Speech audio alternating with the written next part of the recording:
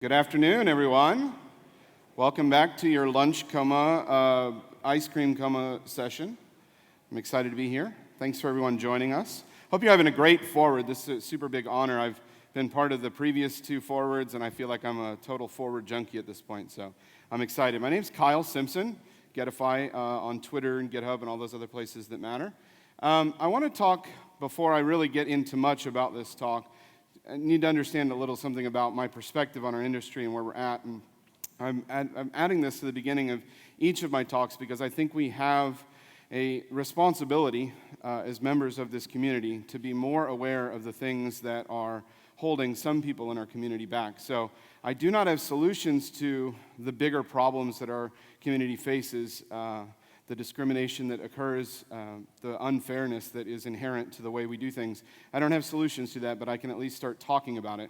So I'm just simply going to declare some things that for me personally, I consider them to be items of privilege that I had. These are not to project on anyone else, but I hope that it is encouraging and challenging you to take stock in your own life of the things that got you to where you're at. I have a daughter, and I don't want her to grow up in a community that she has to work an awful lot harder to get to the same point that my son will have to work to get to that point. So these are the sorts of things I think we need to address. So just very quickly, I'll point out that I'm a male, and that is definitely an advantage in a lot of areas of our industry, and that's not fair. I'm white. I'm educated. I went to college, and a lot of people didn't have the privilege of going to college.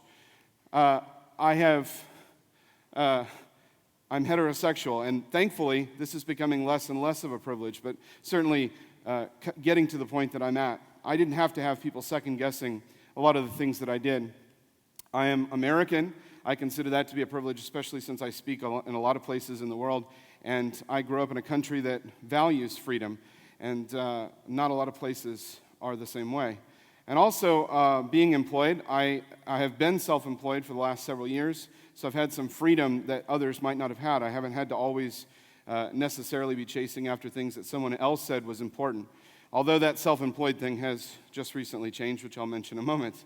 I have written a series of books on JavaScript called You Don't Know JS, and if you're interested in learning more about JavaScript, I would encourage you to check them out. The entire 6-book, 1,100-page series is available to read for free on GitHub at youdon'tknowjs.com. They're also available for purchase from book sellers. They've been published through O'Reilly, so check those out if you're interested. And I mentioned just a moment ago that some employment has changed, so as of about 3 weeks ago, I took a position as head of curriculum at MakerSquare, which is a developer engineering school. It's part of the Hack Reactor network of schools, if you're more familiar with Hack Reactor. So I'm head of curriculum. I'll be managing the curriculum and the education at our 3 campuses, Austin, San Francisco, and Los Angeles, as well as we're probably going to expand to other places. So if you or someone you know is interested in getting in and really digging in and learning thoroughly and deeply the entirety of JavaScript and applying that to full-stack development, we'd love to have you. So please come up and ask me if you have any questions about MakerSquare. So let's jump into our talk today. Today's talk is essentially a tale of 2 origami cranes, the blue and the orange one, as you see here. I'm going to take 2 different perspectives on brokenness, and I'm going to represent them with these 2 cranes. So 2 different ways that I consider the web to currently be broken. And my goal is not just to complain, but hopefully to cast some sort of vision for ways that we might be able to fix it. And this is not a tech talk. This is hopefully a talk that challenges and perhaps inspires some of you in the audience to go out and make the web better. So we'll start first. I have my vision of how I am at origami. I don't know if any of you have ever tried origami before, but when I was a kid, when I was a teenager, I used to try my hand at that from time to time. And I have my vision in my head that the origami is this perfect, idealized, every straight edge, exactly perfect. That is my idealized vision of my ability to do origami. But in reality, my origami is a lot more like this. In fact, I think that actually relates to the web. We have these idealized visions of the sorts of things that we create, but in practice, yeah, we really nail it, don't we? In practice, I can make about the same origami as maybe my 4-year-old could make. Maybe he's a little better than this. But I would make an observation about my ability. There is definitely a skill set that I have not taken the time to master the skill of origami. There's definitely that part of it to be considered. I don't know why this is showing, so one moment.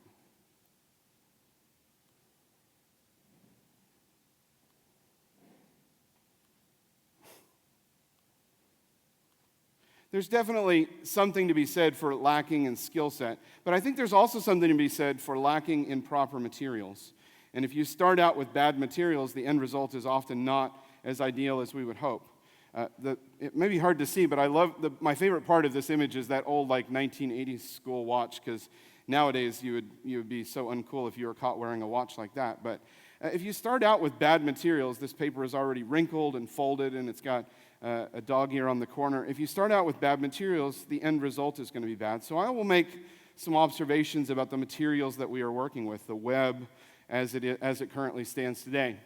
I like to call this the selfie unicorn. And what I love about this picture, there are so many things, there are so many bad decisions that went into this woman's life to get her to the moment where this picture was taken. There are so many bad decisions, I can't even go over all of them. But I would suggest that the web that we currently work with, the thing that we play with on a daily basis as makers of the web, is broken by decision, broken by bad decisions. For example, we have this notion of backwards compatibility.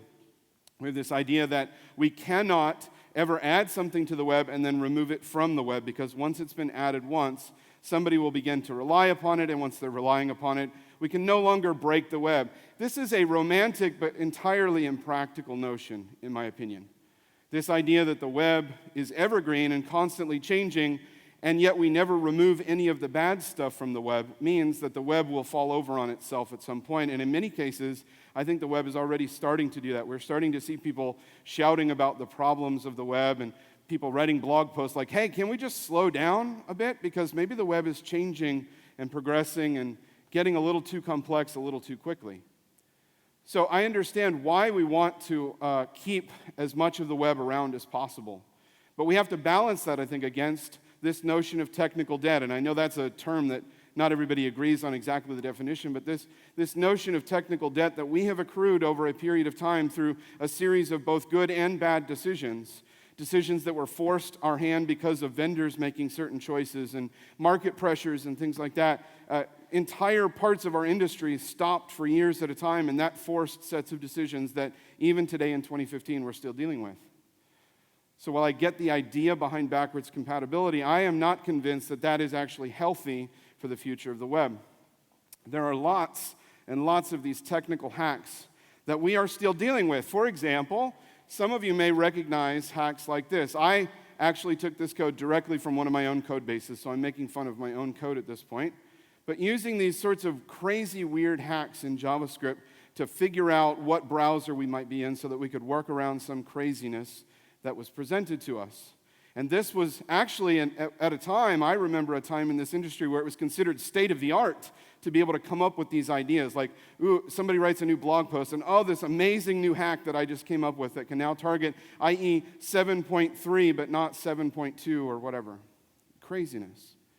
These things are not healthy for the future of the web, but they're still hanging around because we have this notion that once something has been built, it can never be touched again. It can never be fixed again. There's no responsibility taken to go back and fix the web that we built.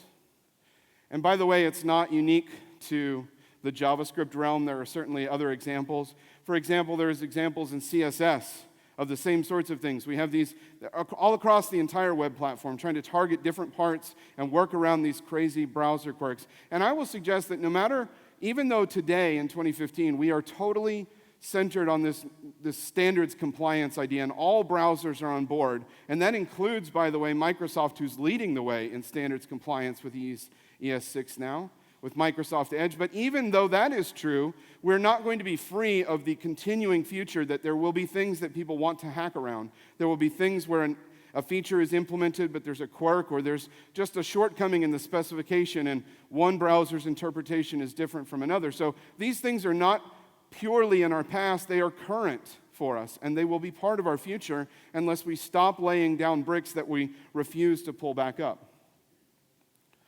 And we thought maybe we fixed things with conditional style sheets, and really that just created a whole other set of technical debt. This is actually one of my favorite examples because this was around in libraries, so common, this idea of trying to emulate the onload event or the document ready event in browsers. And in IE that was particularly difficult, so we did this crazy workaround hack where we were checking for the scroll event on a regular 10 millisecond poll or some ridiculous thing like that. And this code still exists in libraries that are still deployed on millions and millions of browsers today. It's ridiculous. We also, as Christian Heilman mentioned, we also decided that instead of blaming the technology, we'd start blaming the user. So we started blaming users for using old sites, and I think this is one of the worst offenders of that, turning the attention towards our users and saying, and now this was a joke, but they said, we'll just charge you an extra tax if you decide to buy a product from our site using an old Internet Explorer 7 browser. So we took all the problems that we knew we were having and put all that pain back on the user and said, you must be a bad person because for some reason you've been living in a coma and haven't upgraded your browser. These are all very unhealthy ways of looking at the web, and they're part of our past, but I don't want them to continue to be part of our future. Again, as has already been pointed out in more than one talk today, the old days of best viewed in Internet Explorer are not gone from us. They just have a different browser name now. Best viewed in Chrome is the way that we experiment with all this new stuff. And you think, well, that's great because it's just an experiment, except people start using the experimental stuff and then it's a tail wagging the dog situation. They force other browsers to do that, and there's many stories of that. This is old school Netscape, and I just bring this up to point out, I'll give you a quick anecdote. I worked at a company many, many years ago, probably a decade ago, working on a website for a major airline in a region of the country that I lived.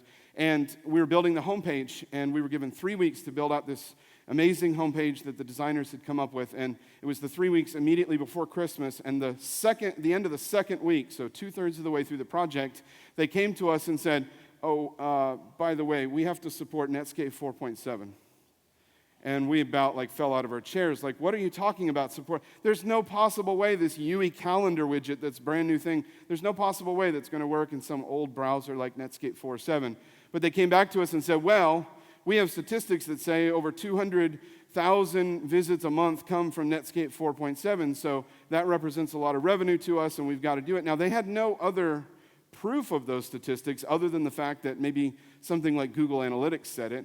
And I've always wondered and always thought, even ever since then, actually probably most of those user agents were from bots. I don't actually think there were 200,000 people a month purchasing tickets from Netscape 4.7, but we let statistics lie to us and tell us that we should be doing things that actually are entirely unhealthy for the future of the web.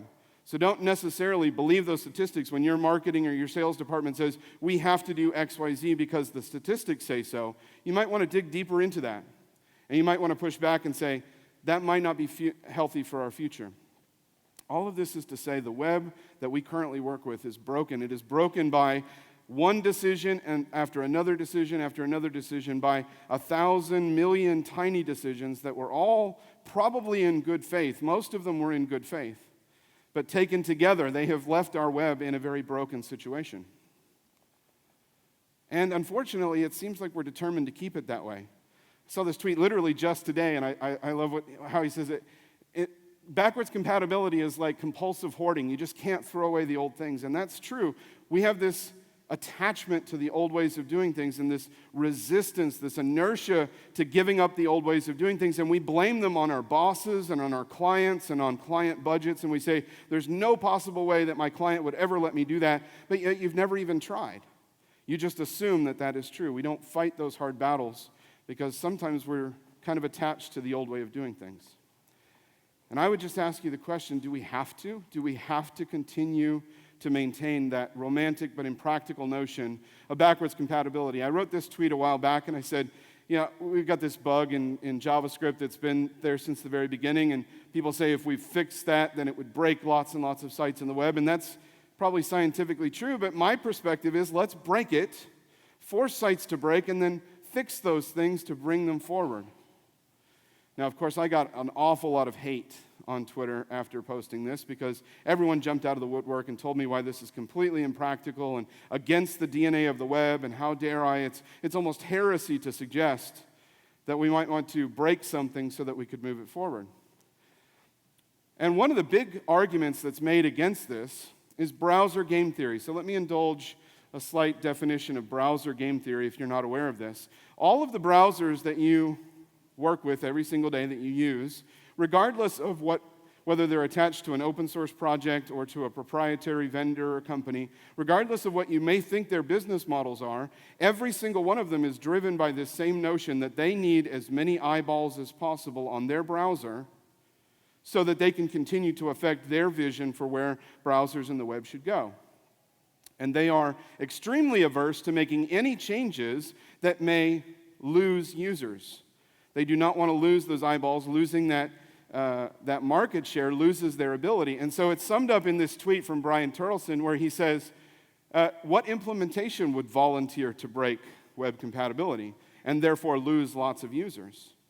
Now, this is a great question. It's a great, deep question. And it is one of the questions that paralyzes us from moving forward because we assume that browsers would have to move individually, and one browser would have to agree to lose a bunch of the browser game just to move things forward. But you notice there's an assumption there that browsers have to operate independently. In fact, that's not necessarily true. Browsers don't have to operate independently, and I pushed back and said, well, further in this conversation, I said, well, what if all browsers were to fix something at the same time? What would that do? And of course, a lot of people, again, continue to hate on this.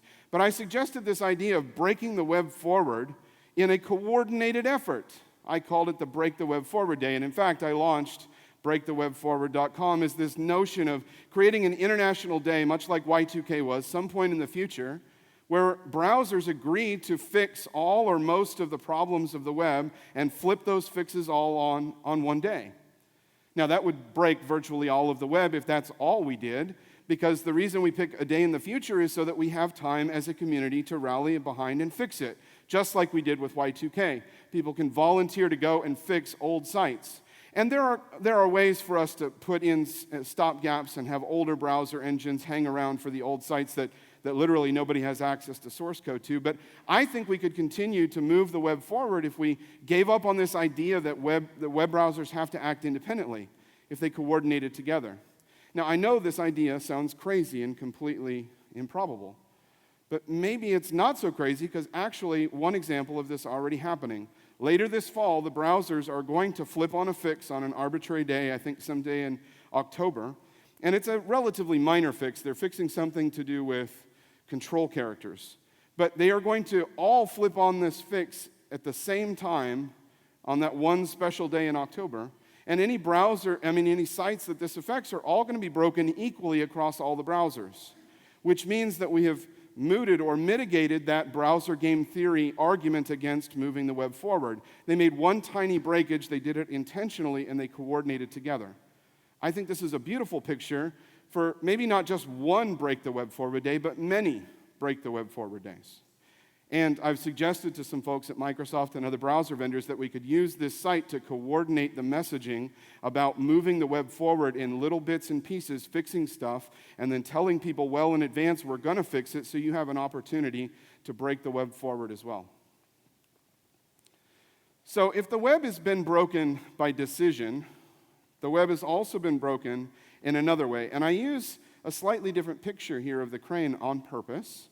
This is a line drawing of an origami piece. It is simpler, and yet it still gets the job done. It still communicates the same thing, which is that I'm talking about the blue origami crane.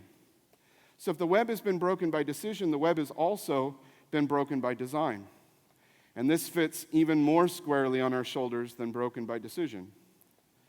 I want to tell you a little story. About 5 years ago, one of the first conferences I talked at was over in Warsaw, Poland. And I did not, at the time, have any kind of international phone plan where I could just use data anywhere in the world. In fact, I still don't have that. Why don't we have that in 2015? But anyway, I didn't have that back then. And so I thought I was on the conference Wi-Fi, and I loaded up the CNN.com homepage one time. Thought I was on the conference Wi-Fi. I later found out that page weighed a little bit over 1 megabyte, And that cost me $23 for that one page load, because I was actually on the worst data roaming with no setup. That was a painful lesson, and I tell you, that has been burned into me. That lesson has been burned into me, and I've looked at the web differently ever since. I've been questioning ever since, is that really the web we should be building? That is essentially taking an entire huge chunk of the population. I don't mean just like 10%, but more like 80 to 90% of the world, and telling them, sorry, you just can't afford to be on the web that we've built. And you might not believe me, but there's a site that was launched recently by Tim Kadlec, a fantastic site. It's called What Does My Site Cost? It loads your site, and then it makes some estimates based upon current knowledge of data usage plan costs in different parts of the world to figure out how much does it cost to load that single page of your site. And if you haven't checked your site out in that, I would encourage you to do so. Now, I loaded up the CNN homepage, and it said something like 62 cents or something like that to load it in the worst case. Of course, these are best case scenarios that it's making estimates on, and many people are in much worse cases. And that's the cost. Of course, there's time, because oftentimes when we're out if you do any sort of traveling, I travel all the time, and I see this pain point firsthand all the time. It's not just about the cost. We are pushing more than 2 megabytes on average to every single website, and even if we didn't care about how much that cost, it's still taking phenomenal amounts of time to load, which is crazy. We are actually taking entire parts of the population of this world and saying, you can't use our website because you don't have 3 hours to wait for the homepage to download, which is ludicrous. This is my thought process on how we're actually building the web. These are giant, huge barges, but they actually needed an even bigger boat to bring the giant, huge boats around. And I'm sure somebody's going to make an even bigger boat for those big boats. This is what I think we're doing with the web. We just continue to throw everything that we can imagine, every kind of custom font and every WebGL and all these things. We want to create this amazing web, which I think is awesome. But we're completely ignoring what that's doing to most of the world. Eric Mayer, he had this tweet a while back, and I thought this was great. He said, how to reclaim the web? Force everyone to develop on hotel Wi-Fi. And if you've ever been on crappy hotel Wi-Fi, you know how painful that would be. Seems totally impractical. Obviously, we can't send everybody to a hotel. But it turns out you can actually do this right inside of your browser in the developer tools. I bet most of you have never tried this before, but you absolutely should. Develop with throttling turned on in your browser. And then question whether or not you really should push that font out to the website. I saw this firsthand just a few weeks ago. I was in the rural UK teaching a JavaScript workshop, and I was on the train back to London, somewhere in the middle of nowhere, rural in the UK, and I went onto the website where I bought my train ticket from. I am on their train, on their Wi-Fi, and trying to load up their train site so that I could look at the schedule. And I just want to zoom in here. It took 3.6 minutes for that site to download on their Wi-Fi. And look, DOM content loaded was almost an entire minute, and the onload event was 2.2 minutes. That's absolute insanity. But that is the web that we're building for the majority of the world. That is their experience with the web. And by the way, it's not just cost, it's not just time, it's also power. Let me tell you another story. About a decade or so, maybe a little less than a decade ago, I had an opportunity to spend about 3 weeks in rural Africa, traveling around to different villages in Botswana. And I saw this problem firsthand. I went to a village where about 5,000 people lived, and there was one telephone pole in the center of the village. And you can't see because this isn't the actual image of it, but there were hundreds of cell phone chargers hanging off of this telephone pole with cell phones dangling, because that is the only electricity in the entire village. And they don't just leave them there for an hour or two, they leave them there for days on end, because the power that's coming to this village is at such a low frequency, or whatever it's called, that it takes several days to charge up their phone. We are making the assumptions that people have unlimited bandwidth and unlimited money and unlimited power to experience the web. But that is, in fact, not at all the case, not even remotely close to reality. So I would say the web that we've built is totally sucked. It's completely broken. Now, there's lots of notions that we've come up with to try to address different parts of these problems, and I'm not hating on these things. Progressive enhancement is fantastic. Responsive design is a newer way of thinking about things, but I would suggest that these ideas stopped well short of where we should have gone. Because responsive design, for example, is primarily about responding to a screen size, and it completely ignores all of those other factors like network speed and the cost of your data plan and how much battery power you have in your device. Imagine this scenario. You are standing at a bus stop in a foreign country. You have a full data charge. You have a really nice, cheap international data plan, and you want to pull up the bus schedule. You pull up your favorite site or app, and you're totally okay that it shows you a nice 3G WebGL animation of the bus coming up to your stop, and you just feel great about the web. But imagine that exact same scenario where you do not have an international data plan whatsoever, and it costs ridiculous amounts of money, and your battery power is down at 3%, and it's really slow even where you're at, and you still need the bus schedule. That is much more a reality than a hypothetical scenario. We didn't go far enough with these solutions. I think we need to actually provide an awful lot more choice to users and to devices. This is the Gmail interface. It's loading up Gmail. But I want to zoom in here. How many of you have ever seen the load basic HTML link? I don't know if anybody's ever tried it before, but this is what it looks like. If you've never seen it, it's a basic version of the Gmail application. I don't know, because I don't know anybody on the Gmail team, I don't know how much time they spend implementing this or maintaining it. But it must actually mean something useful to Google to continue to provide this option. It's not like it was there for a few weeks and then went away. It's been there for years and years and years. And in fact, I've had people tell me directly they use this exclusively. It loads much quicker, especially when they're on slow and expensive bandwidth. And I've heard people say the same thing about Facebook. Facebook had a version of their application, their mobile web application, which was extremely stripped down. And in fact, users had become so used to that interface that when a change was made by the mobile phone vendor, made a change to start showing them the more high-fidelity version of the site, and the users complained and said, "Bring back my simple, fast Facebook." There are some assumptions that we've been making that users want everything that we can possibly squeeze down the pipe, and I think that's entirely wrong. This little pop-up even, it monitored my bandwidth while I was on this slow connection. It monitored it and said, "Hey, it looks like there's kind of a problem. Would you like to switch to a better experience?" And this delighted me as a user because the application I was using simply gave a damn about how I was experiencing things. They weren't as concerned about impressing me with all their fancy JavaScript and fancy CSS. They were concerned about me having a good experience. This is a quote that's as close to a life quote as I have. Perfection is achieved not when there's nothing left to add, but when there's nothing left to take away. It's not the first time this has ever been quoted at a web conference. It's pretty common. But I would suggest to you that perhaps instead of adding more to the web, we should be taking stuff away from the web. I know that might sound a little challenging to you. That might sound a little offensive to those of you that take your craft seriously, and trust me, I do as well. So I suggested this site. I launched another campaign called Unsuck the Web, the Unsucked Web Manifesto, to declare a set of principles by which I think we can responsibly rein back in this notion that we are just going to push everything, every newfangled design that we can come up with, we're going to just push it all to every single user unconditionally. The condition is the important part.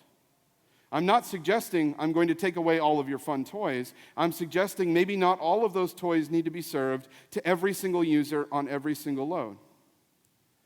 There needs to be more conditions to this. And you can follow along if you're at all interested in the Unsucked Web Manifesto. I'm not going to read them to you, but if you go back to the slides after the talk, there's the text of this. It simply declares very level-headed that there is a user involved in the experience, and that user, just as Christian Heilman said earlier, that user is the most important constituent. Your sensibilities as a developer and your designer sensibilities are way down the list of importance. The user's experience, their perception, and their choice are way more important. So actually, ironically, this is the vision of the future web that I have. where a user gets to choose that this is what they want to experience from Wikipedia, if that makes the most sense to them.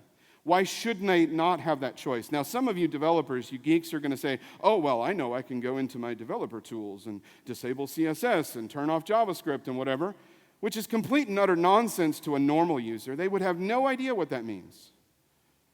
I'm not interested in what you developers think about the experience of the web nearly as much as I'm interested in the common user. And not just the common user in San Francisco, which has just amazing amounts of connectivity and access to the highest powered devices that you can even imagine. I'm talking about the user choice for someone in a much different part of the world. So let me be a little bit more specific. Here's a mobile device, and I'm not only talking about mobile, but definitely about mobile. Here's an idea. This is the Chrome web browser on an Android device, but here's my suggestion. For those of you that might say, well, it seems like it would be impossible to give the users this kind of choice, especially in mobile. There's just not enough space. Here's my vision for it. There's a simple slider that overlays on the address bar, and on one side, they get to choose they want a basic experience, and on the other side, they want everything. And maybe the user gets to slide it and say, I care more about the content or I care less about the experience.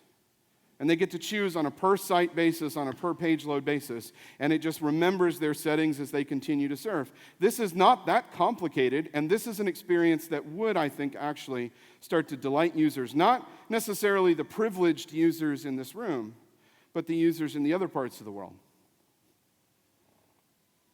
So maybe there's 3 settings, or maybe just 2, but maybe there's 3 settings, like low, medium, and high, or fast, please, I'm patient, or more features. Maybe it's not an entire spectrum like that. Maybe there's presets.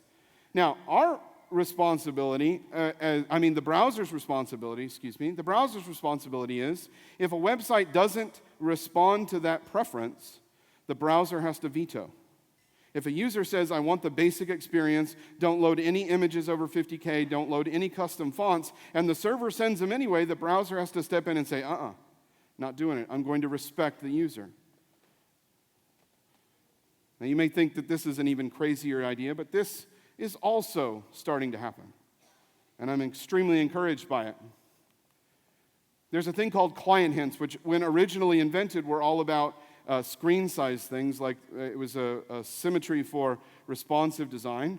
But client hints are being extended to more capabilities and more interesting pieces of data about the user's device and their experience. Not everything. It's not like we're going to send a header for every single feature, but there are definitely important signals that could be sent to the server. The one in particular I'm talking about that they are talking about implementing or they're prototyping right now is called resource quality, and in particular, resource quality low. Now, to my understanding, they haven't defined how a browser would decide to send that header, but they are deciding that they should send this header in some conditions, and a server ought to see that request header and respond appropriately. So that's actually the hardest part of this job is already being done. I don't have to convince them to do a new header. We just have to convince the browsers to expose that in a sensible way to users, and we're going to have to convince web developers, that is you in this room. What's our part? We're going to have to convince you to stop thinking that the user wants 100% of what's possible on their device. We assume if they have WebGL-capable devices, they want WebGL.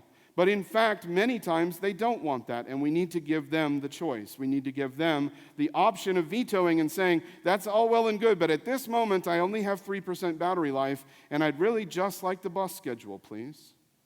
That should be their option.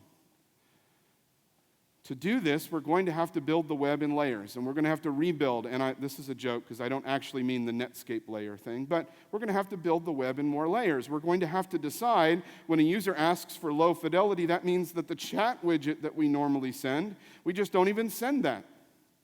And a user should be okay with that, and they will be okay with that. They'll be much more delighted that they got some sort of sensible web experience than that they got 3 minutes and a blank white page, and then they got a $23 bill in the mail. So, unsuck the web.